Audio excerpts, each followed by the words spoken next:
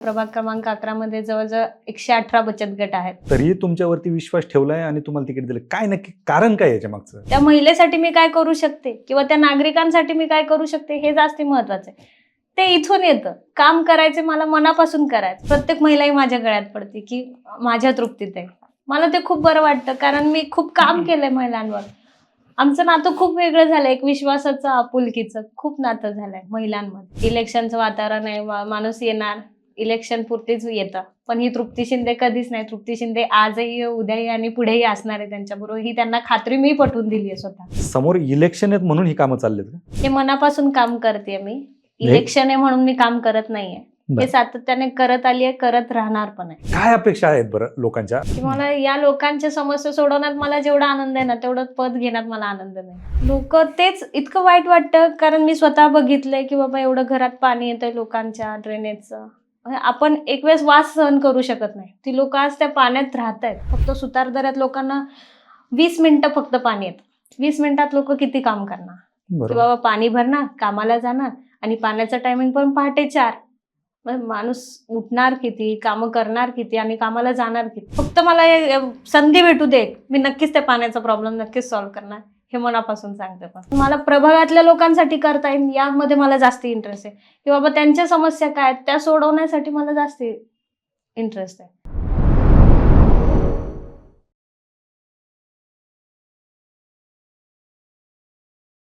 नमस्कार, मी किरण निंबोरे आणि आपण पाहताय वास्तव कट्टा. खरं तर आपल्या सर्वांना माहिती आहे की महानगरपालिकेची रणधुमाळी सुरू आहे आणि राजकारण म्हटलं की काय हे सर्वांना माहिती सांगायची गरज नाही. परंतु प्रत्येक राजकीय व्यक्तीला इच्छा असते की कुठेतरी राजकारणात जायचं, कुठेतरी निवडणुकीला उभं राहायचं. मग सरपंच असेल, नगरसेवक असेल, आमदार असेल, खासदार असेल, प्रत्येकाची एक इच्छा असते. आत्ता आपल्याला माहिती आहे की महानगरपालिकेचे इलेक्शन चालू आहेत आणि त्याच्यामध्ये नगरसेवक पदासाठी अनेक राजकीय व्यक्तिमत्व इच्छुक आहेत आणि तिकीट भेटलेले आहेत, प्रचार सुरू झालेला आहे. मी आता बोलताना राजकीय हा उल्लेख करत होतो, पण याच्यामध्ये काही असे लोक आहेत की राजकारणाशी तेवढा संबंध नाही आहे. राजकीय व्यक्तिमत्व म्हणण्यापेक्षा सामाजिक व्यक्तिमत्व ज्यांना म्हटलं जातं, जे फक्त समाजसेवेला वाहून घेत असतात, अशी काही लोक या निवडणुकीमध्ये आहेत. अशाच तृप्ती निलेश शिंदे मॅडम आपल्यासोबत आहेत. मॅडम, आपलं वास्तव कट्ट्यावरती खूप खूप स्वागत. खरं तर हे सांगायचं कारण हे की कुठलंही राजकीय पद नाही, गेल्या 15 वर्षापासून समाजकार्यामध्ये कार्यरत आहेत आणि आज नगरसेवक बनण्यासाठी त्यांनी हे नेतृत्व हातात घेतलेलं आहे. त्यांना प्रभाग क्रमांक 11 मधून राष्ट्रवादीकडून तिकीट मिळालेलं आहे.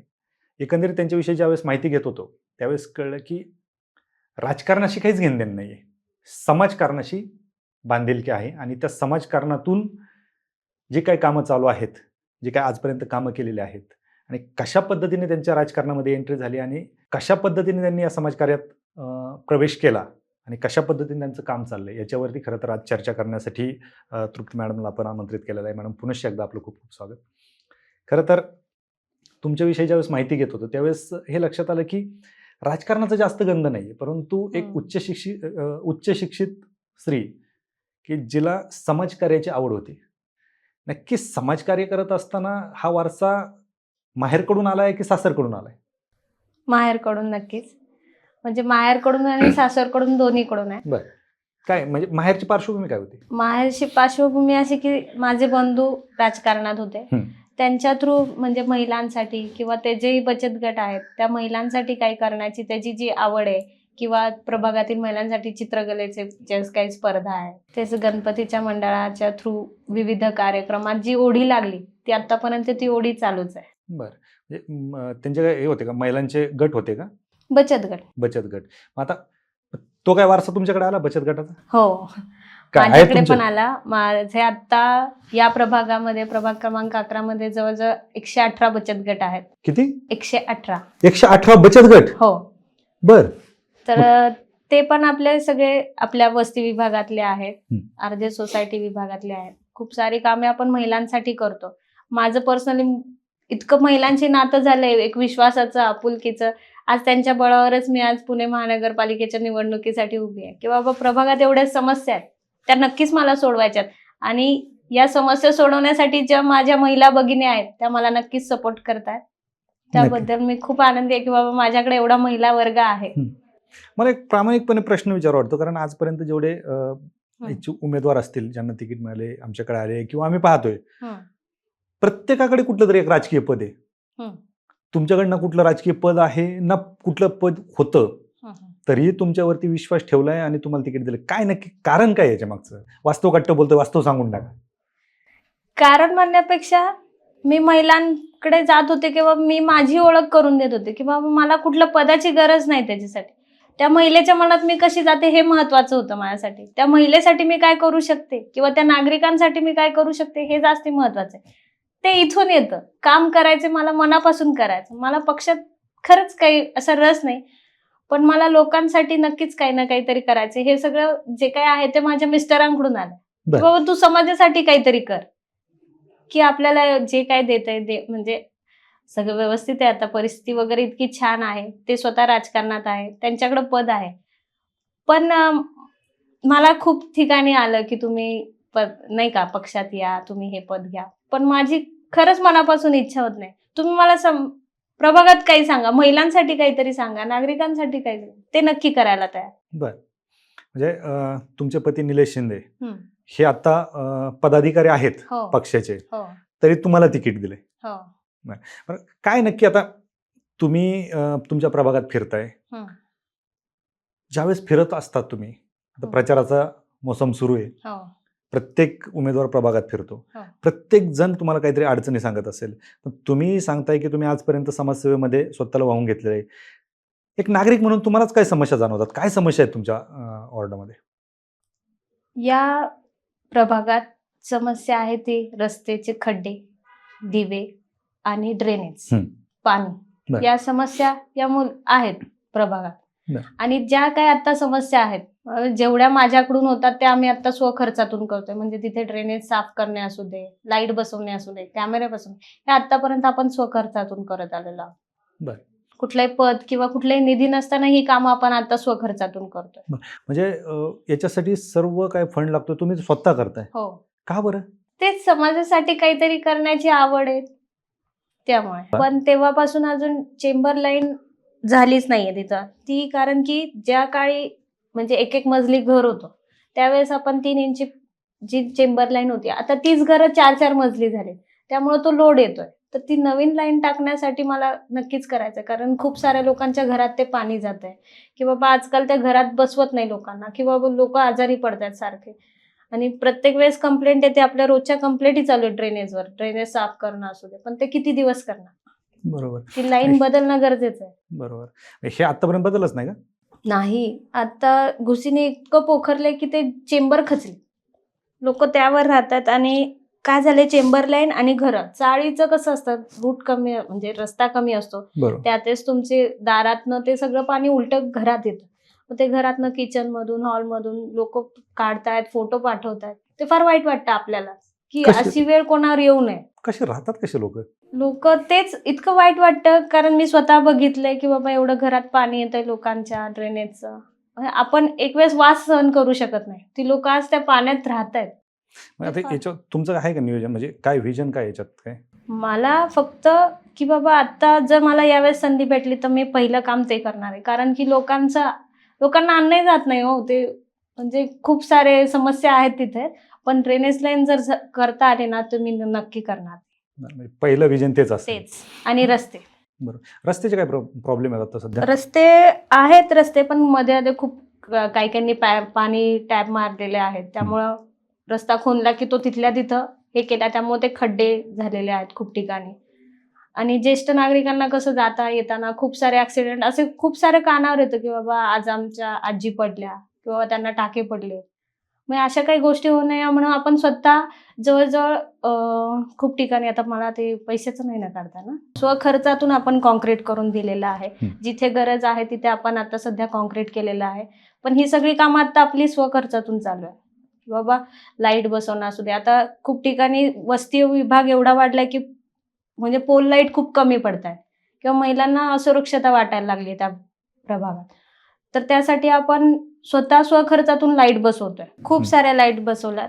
त्यामुळं महिला मला तरी वाटतं की आता सुरक्षित आहेत. जवळजवळ 40 कॅमेरे बसवलेत, कारण त्या प्रभागात महिलांची असुरक्षता खूप आहे, असुरक्षित आहेत तिथे.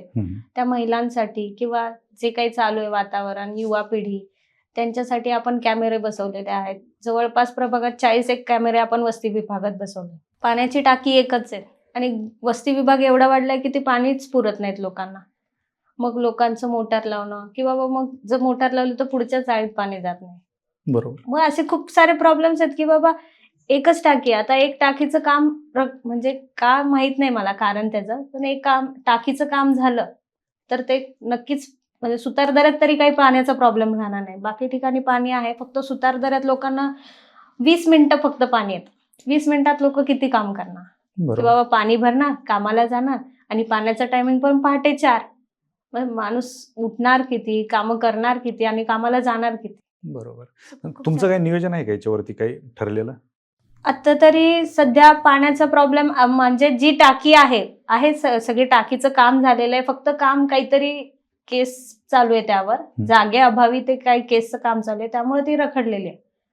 तर ते काम झालं की पाणी इतकं व्यवस्थित जाणार आहे ना, फक्त मला संधी भेटू दे, मी नक्कीच त्या पाण्याचा प्रॉब्लेम नक्कीच सॉल्व्ह करणार, हे मनापासून सांगते. पण तसेच माझे बंधू आहेत ते राष्ट्रवादीचेच आहेत, ते एकनिष्ठ आहेत, अजूनही राष्ट्रवादीचंच काम करतात. त्यांच्यामुळे मला म्हणजे राजकारण म्हणता येणार नाही, पण सेवा, समाजसेवा जे काही करायचे लोकांसाठी ते नक्कीच मी त्यांच्याकडून शिकली आहे. आणि तेच माझं लग्न झाल्यानंतर माझ्या मिस्टरांनाही देखील खूप समाजसेवेची आवड आहे. त्यांच्यामुळे मला जी ओढ लागली आहे ती आतापर्यंत म्हणजे माझी कामं ती नक्कीच चालू आहेत. नक्की. कामं चालूच राजकारण चालू आहे का समाजकारण चालू आहे? समाजकारण चालू आहे. क्या बात आहे. आता कुठलं राजकीय पद आहे तुमच्याकडे? नाही, राजकीय पद कुठल्याच नाही. किती वर्ष झाले याच्यात? माझं लग्न 2009 साली झालं. 2012 पासून माझं काम हे चालूच आहे. अच्छा, म्हणजे आज तक फक्त समाजसेवाच चालू आहे. समाजसेवा असं कधी वाटलं नाही का पद घेतलं पाहिजे किंवा पक्षाचं काय पद घेतलं पाहिजे? नाही, मला खरं तर त्यात काहीच इंटरेस्ट नाहीये, पक्षात नाहीच. पण मला प्रभागातल्या लोकांसाठी करता येईल यामध्ये मला जास्त इंटरेस्ट आहे की बाबा त्यांच्या समस्या काय आहेत त्या सोडवण्यासाठी मला जास्त इंटरेस्ट आहे. पाण्याचा प्रश्न आहे, विजेचा प्रश्न आहे, तुमच्या ड्रेनेजचा प्रश्न आहे, रस्त्यावरच्या खड्ड्यांचा प्रश्न आहे. हे सगळे प्रश्न प्रत्येक प्रभागात आहेत, प्रत्येक ठिकाणी येतं. तुम्हाला काय जाणीव होती ते प्रश्न पाहून?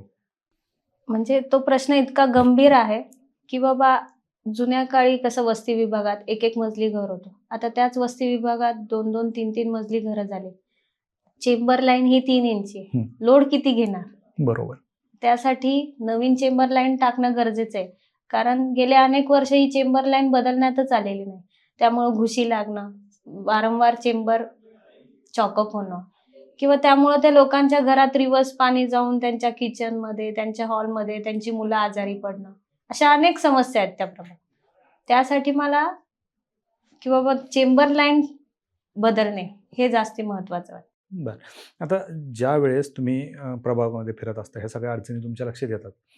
आता प्रत्येक उमेदवाराचं काहीतरी विजन असतं. तुमचं काय विजन आहे? तेच प्रभागातील स्वच्छता, रस्ते, पाणी, लाईट. तुमच्याकडे कचऱ्याचं नियोजन कसं असतं? म्हणजे आता जसं कचेरी आता ऑफिस उघडले तेव्हापासून स्वच्छतेचा प्रॉब्लेम सॉल्व्ह झालाय, कारण तिथे लोक इतकी कचरा टाकत होती. पण आता वेळोवेळी लोकांच्या घरी कचरा घ्यायला जाणं, असे अनेक कारणं आहेत की बाबा लोकांच्या घरी कचरावाले जातात. पण लोक काय करतात की बाबा कुठे 75 रुपये किंवा 70 रुपये का लोकांना द्यायचे त्या, मग ते स्वतः रस्त्यावर टाकतात की बाबा खूप सारे म्हणजे दिसतं सकाळी जाताना की बाबा एवढा कचरा लोक टाकतात. म्हणजे मला आजकाल खरं लोकांवर पण खूप हे होतं की बाबा तुम्ही एवढे सुजाण आहात की बाबा कचरा कुठे टाकला पाहिजे, आपलीच मुलं आजारी पडतात, हे लोकांच्या लक्षातच येत नाही. बरोबर. तुम्हाला संधी दिल्याच्या नंतर हे पटवून कसं देणार तुम्ही? कारण हे तर काही एकदा सांगून होणार नाहीये. त्यांना कसं पटवून देणार तुम्ही कचऱ्याच्या संदर्भात? आता किंवा काय त्याच्यावर काय सोल्युशन आहे का तुमच्याकडे? आता तरी नाही ना काही सोल्युशन, पण नक्कीच संधी म्हणजे जर आलं ना माझ्याकडे, मी नक्कीच तो प्रॉब्लेम सॉल्व्ह करेन की बाबा जिथे कचरा टाकायचा तिथेच टाका. लोक गाडीवरनं जातात, कचरा टाकून जातात, रोडला टाकतात. ते खूप वाईट वाटतं की लोकांना समजलं पाहिजे की कचरा हा कचरा पेटीतच जाऊ देत. आता याच्या बरोबरच पाहिलं तर पुण्यातला तुमचा 11 नंबर प्रभाग, बराच भाग हा वस्तीचा आहे आणि काही भाग हा तुमचा सोसायटीचा आहे. आता वस्तीचा जो भाग आहे विशेषतः रोजगारासाठी तिथली तरुणाई धडपडत असते. हो. त्यांच्यासाठी कधी काय केलंय? हो, आपण जवळपास 101 जण आपण IT क्षेत्रात आपण रोजगार मिळवून दिलेला आहे. कारण खूप सारी मुलं शिकलेली आहेत, पण त्यांना आता संधी उपलब्ध होत नाही. ती संधी आपण उपलब्ध करून दिलेली आहे IT कंपनीतला. बरं. जर मला संधी मिळाली तर मी नक्कीच रोजगार मेळावा भरवेन आणि नक्कीच ज्या काही आहेत आतापर्यंत मुलांना मिळाल्या नाहीत, ज्या काही सुविधा म्हणा किंवा रोजगार संधी ती आपण नक्कीच मिळवून देऊ त्यांना. बरं, म्हणजे रोजगार मेळाव्याच्या मार्फत तुम्ही भविष्यामध्ये रोजगार मिळवून देऊ शकता. हो. पण आता बऱ्याच आता तुम्ही सांगितलं की तुमचे बचत गट आहेत, महिला गट आहेत. हो. तिथे 118 तुम्ही सांगितले. हो. पण त्याच्या मार्फत तुम्ही काय करता नक्की? आत्ताची परिस्थिती काय आहे, की महिला मुलींसाठी की बाबा काही क्लासेस करायचे असेल तर त्यांची आर्थिक परिस्थिती एवढी नाही. बरोबर. तर बचत गटाच्या माध्यमातून आपल्याला जेवढे मोफत देता येईल, आरी वर्क असू दे, मेहंदी क्लासेस असू दे, रांगोळी क्लासेस असू दे, केक बनवण्याचे प्रशिक्षण असू दे, मोदक बनवण्याचे, मसाले बनवण्याचे प्रशिक्षण आपण मोफत घेतोय महिलांसाठी. शिलाई क्लास असू दे, तोही मोफत चालू आहे आपल्या महिलांसाठी. बरं. असे अनेक कार्यक्रम, कारण आर्थिक परिस्थिती ज्यांची बिकट आहे त्या महिलांसाठी मोफत आपण नक्कीच करून देतो. ज्यावेळेस तुम्ही प्रभागामध्ये फिरत असतात, महिला काय भावनेने पाहतात बरं तुमच्या? कसं डिस्कशन कसं असतं तुमचं? म्हणजे महिला आता बघितलं तर प्रत्येक महिलाही माझ्या गळ्यात पडते की माझ्या तृप्तीत आहे. मला ते खूप बरं वाटतं, कारण मी खूप काम केलंय महिलांवर. आमचं नातं खूप वेगळं झालंय, एक विश्वासाचं, आपुलकीचं खूप नातं झालंय महिलांमध्ये. काय अपेक्षा काय असतात त्यांच्या? त्यांच्या अपेक्षा काही नाही की बाबा आजकाल तुम्ही बघताय इलेक्शनचं वातावरण आहे, माणूस येणार इलेक्शन पुरतीच येतं, पण ही तृप्ती शिंदे कधीच नाही. तृप्ती शिंदे आजही, उद्याही आणि पुढेही असणार आहे त्यांच्याबरोबर, ही त्यांना खात्री मी पटवून दिली आहे स्वतः. बरं. त्यामुळे पण ज्यावेळेस फिरता असे काही गाराणे सांगतात की नगरसेवक फिरकत नाहीत, कामं खूप करत अनुभव नाहीत? आहेत, खूप अनुभव आहेत. जेव्हा मी सुरुवात केली होती फिरायला तेव्हा प्रत्येक जण म्हणायचं, तुम्ही काय करणार आहे आमच्यासाठी? नगरसेवकांनी आता की बाबा आमच्या प्रभागात अजून काही कामच झाले नाही. आता म्हणजे जो काही मला जर संधी मिळाली ना, मी त्यांना पटवून देते की तुम्ही मला संधी द्या, एक वेळ संधी देऊन बघा, नक्कीच फरक जाणवेल. कारण आत्ताच आपण स्वखर्चातून एवढी कामं केली, त्यांचं मतपरिवर्तन करायचं काम मी नक्कीच केलेलं आहे. बरं. असं काही नियोजन आहे की महिला रोजगारासंदर्भात तुमच्या डोक्यात काही विजन आहे? हो, आता तरी महिलांसाठी, आता महिला घरकाम करते, सकाळी जाते, दुपारी येते, तर त्यांना दुपारच्या वेळेत की गृह उद्योग एखादा मी चालू करून दिला तर मला नक्कीच आवडेल तो गृह उद्योग चालू करून द्यायला. तुमच्याकडे ट्रॅफिकचा आणि पार्किंगचा पण विषय आहे, हे तुम्हाला जाणवतं कधी असं? हो, भयंकर. कारण आता शिवतीर्थनगर, रामबाग कॉलनी येथे रिडेव्हलपमेंट चालू आहे आता.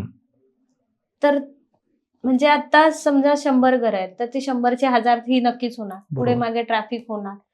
तर माझं असं पर्सनली मत आहे की एखादा सिग्नल आपण तिथे चालू करावा शिवतीर्थनगरच्या चौकामध्ये. हे तुमच्या मार्फत तुम्ही करू शकतो. करणार? आधी काही प्रयत्न केले त्यासाठी? आतापर्यंत पाठपुरावा घेण्याचा प्रयत्न केला, पण ते काही अजून झालं नाही. पण यासाठी मला पुढे जायचंय, त्या पदावर जायचंय, मग त्या मी नक्कीच करेन. बरोबर. ट्रॅफिक बाबत तरी नक्कीच करेन. नक्कीच, कारण आजपर्यंत तुम्ही जे कामं केले, एक समाजसेवेच्या भावनेतून तुम्ही स्वखर्चातून ही सगळी कामं केलेत. हो. बरोबर.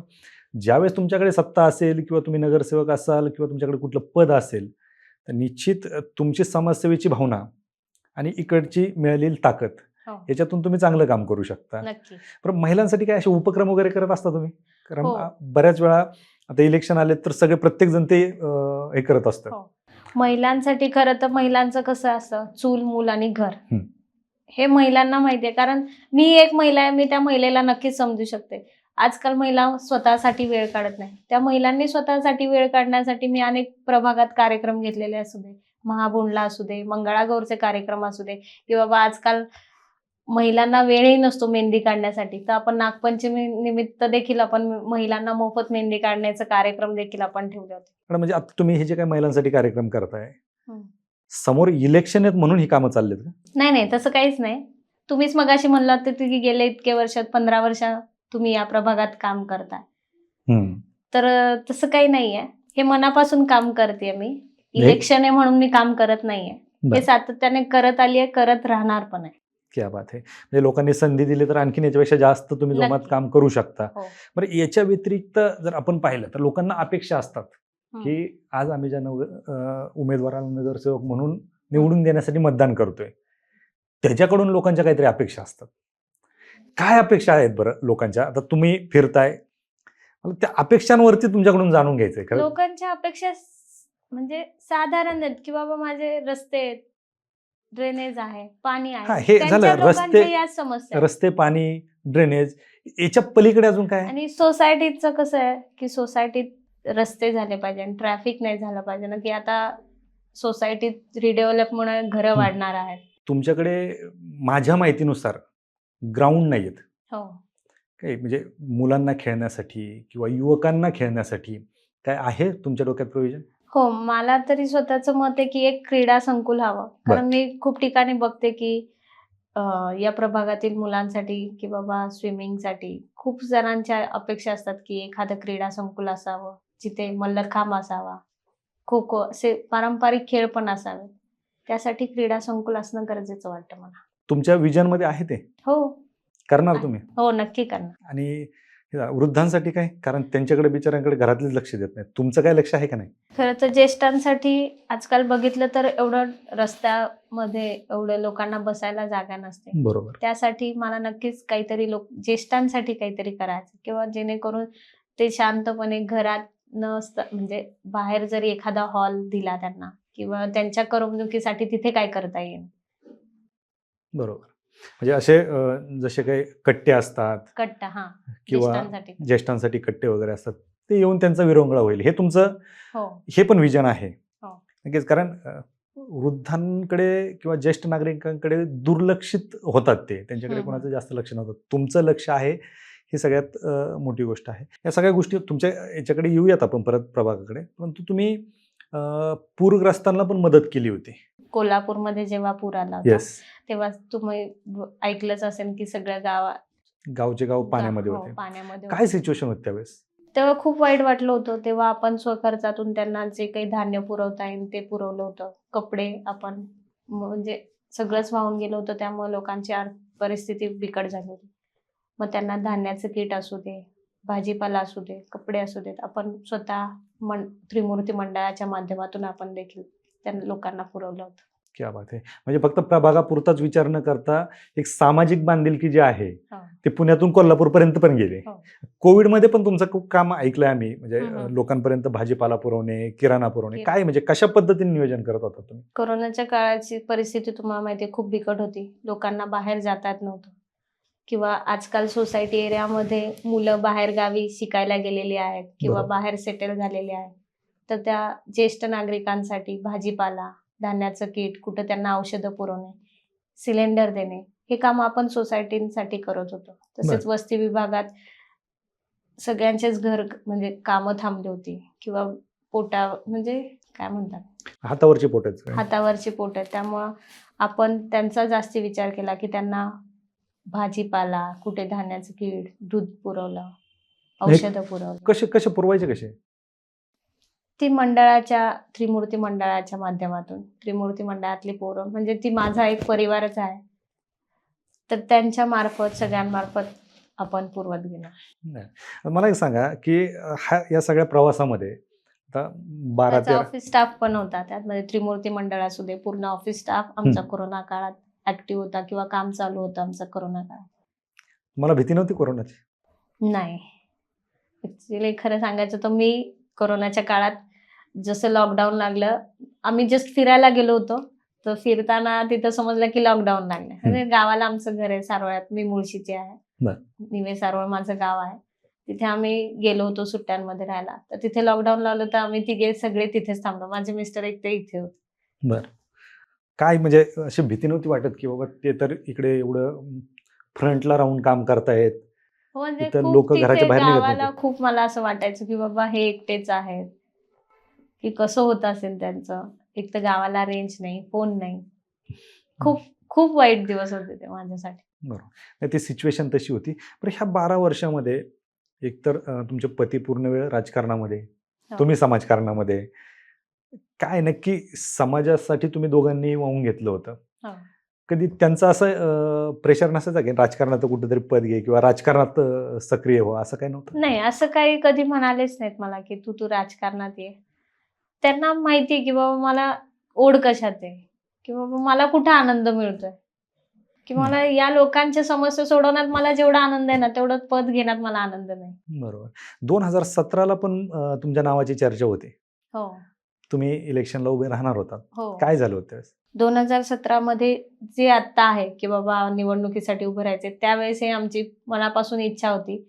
पण पक्षाची आघाडी झाली त्यामुळे आम्हाला इथे थांबायला लागलं. बरं. पण आम्ही त्यावेळी नाही थांबलो. आम्ही आतापर्यंत कामच करत आलेलो आहोत की बाबा आम्हाला पक्षाने संधी दिली नाही. पण आम्ही पक्षाबरोबर एकनिष्ठ आहोत आणि आम्ही आतापर्यंत देखील पक्षाचीच कामं करत आहोत. क्या बात आहे. तुमचे पती कधीपासून राष्ट्रवादीत आहेत?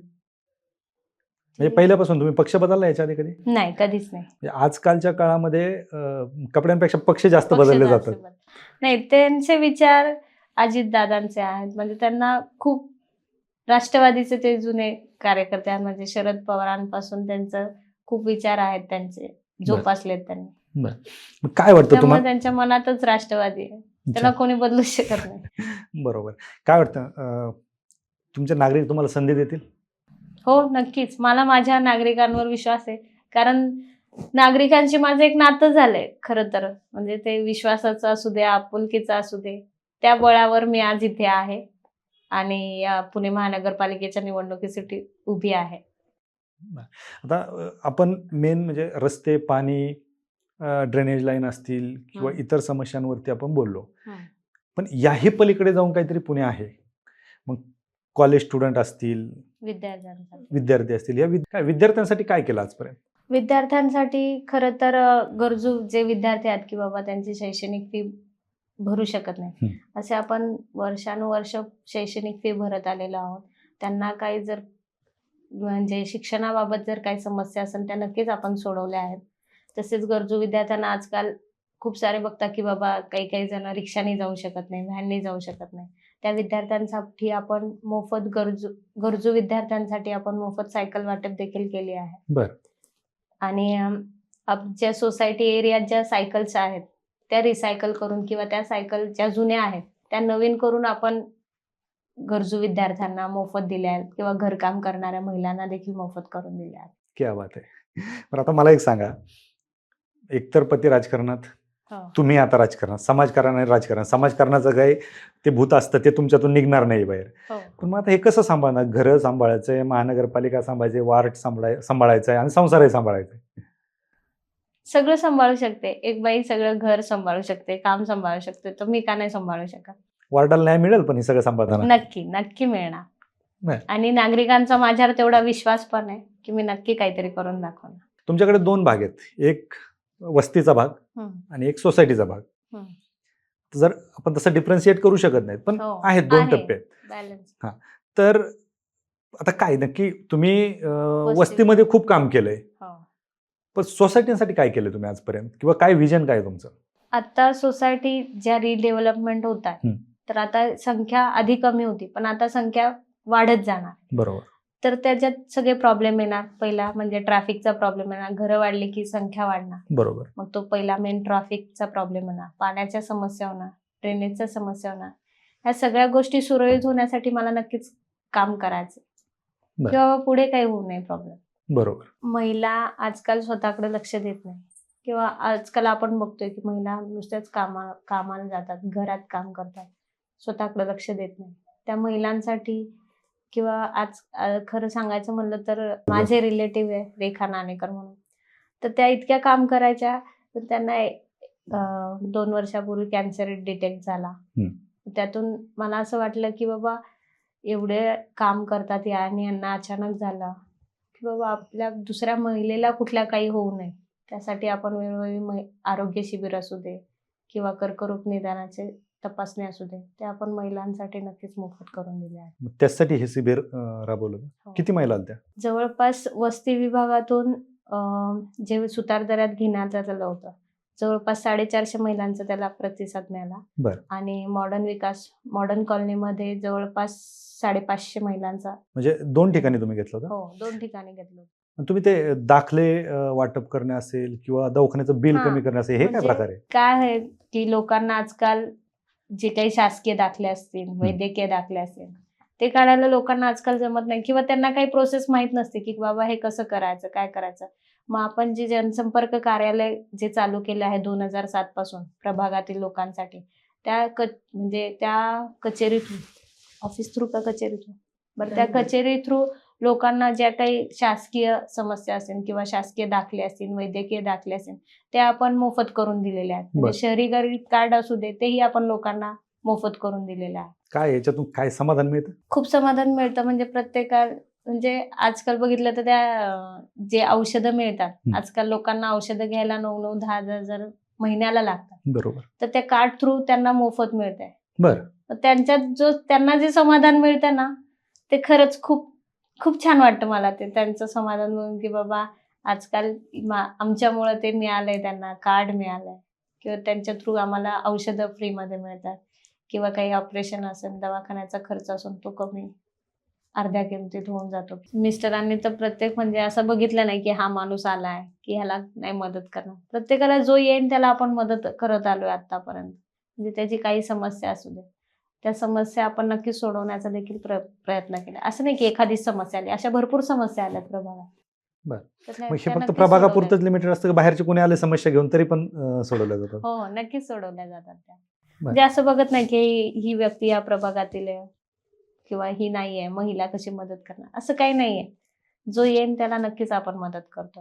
म्हणजे अडचणीत जो आहे त्याला मदत केली जाते. नक्कीच. हो. म्हणजे याचा अर्थ असा आहे का की फक्त प्रभागाच्या व्यतिरिक्त देखील तुम्ही काम करा? मी जर उद्या काम तुमच्याकडे घेऊन आलो असतो याच्या आधी, तर माझंही काम झालं असतं? आता निवडणूक आली म्हणून हा प्रभाग झालाय.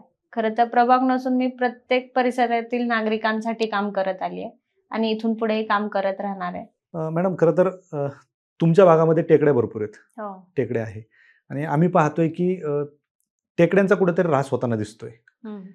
काय आता तुमचं काय, तुम्ही कसं पाहता त्या टेकडीकडे? खरं तर टेकडीवर निसर्गरम्य वातावरण राहण्यासाठी मी नक्कीच प्रयत्न करणार आहे. तसेच आतापर्यंत आपण वृक्षारोपण केलेलं आहे, त्या वृक्षांची आतापर्यंत आपण जोपासना केलेली आहे. तसेच आता टेकडीवर जाण्यासाठी जो वॉकिंग ट्रॅक आहे तो म्हणजे इतकी दुरावस्था आहे आता त्याची, तर ती नक्कीच मला सुधारवायची आहे. याचा फायदा नागरिकांना होईल. कमीत कमी हेल्दी वातावरणात जाऊन ते राहू शकतात तिथे किंवा फिरू शकतात. की बाबा तिथे ओपन जिम जरी ठेवली तरी पण त्याचे खूप फायदे आहेत. म्हणजे नागरिकांसाठीच त्याचा फायदा होणार. बरोबर. ओपन जिम असणं गरजेचं आहे. बरोबर. आणि तुम्ही करणार ते? हो, नक्की करणार. मॅडम, आज तुम्ही संधी मिळाली, तुम्हाला तिकीट मिळालं समजा, सगळ्या गोष्टी झाल्या, पण जर लोकांनी तुम्हाला नाकारलं तर? नाही, तसं होणारच नाही. लोक मला नक्कीच संधी देणार यावेळेस. आणि विश्वास आहे? हो, पूर्ण विश्वास आहे. संधी मिळो वा न मिळो, पण मी आतापर्यंत राजकारण नाही, समाजकारण केलं आहे, ते कंटिन्यू मी चालूच ठेवणार. क्या बात आहे. म्हणजे तुमचं काम तर चालू राहणार आहे? हो, काम चालूच राहणार आहे. पण लोकांच्या अपेक्षा ह्या आहेत की तुम्हाला जर संधी मिळाली तर तुम्ही जे काम करताय, कारण तुम्ही निस्वार्थपणे काम करताय, आणि त्या निस्वार्थपणे कामामध्ये जर तुम्हाला इकडची जर जोड मिळाली तर त्या कामांना गती जास्त मिळेल आणि तुमच्याकडे ताकद जास्त येईल, तुम्ही जास्त कामं करू शकता.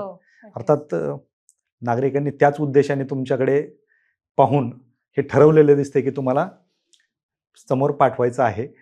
शेवटी नागरिकांचा पण त्याच्यामध्ये स्वार्थ असतो. तुमच्यासारखी जर निस्वार्थी लोक जर समोर गेली तर नागरिकांच्या समस्या सोडण्यासाठी निश्चित फायदेशीर ठरेल. खरं तर तुम्ही वास्तव कट्ट्यावरती आलात. कुठलाही राजकीय वारसा जरी तुम्हाला असला तरी तुम्ही सामाजिक भावनेतून जी कामं करत आलात तीच कामं तुमच्या भविष्याची ही सगळी देणगी असणार आहे आणि समाज तुमच्याकडे, तुमचा प्रभाग तुमच्याकडे त्याच दृष्टीने पाहिल. तुम्हाला भावी वाटचालीसाठी खूप खूप शुभेच्छा आणि वास्तव कट्ट्यावरती आलात त्याबद्दल आपलं मनपूर्वक आभार. थँक्यू.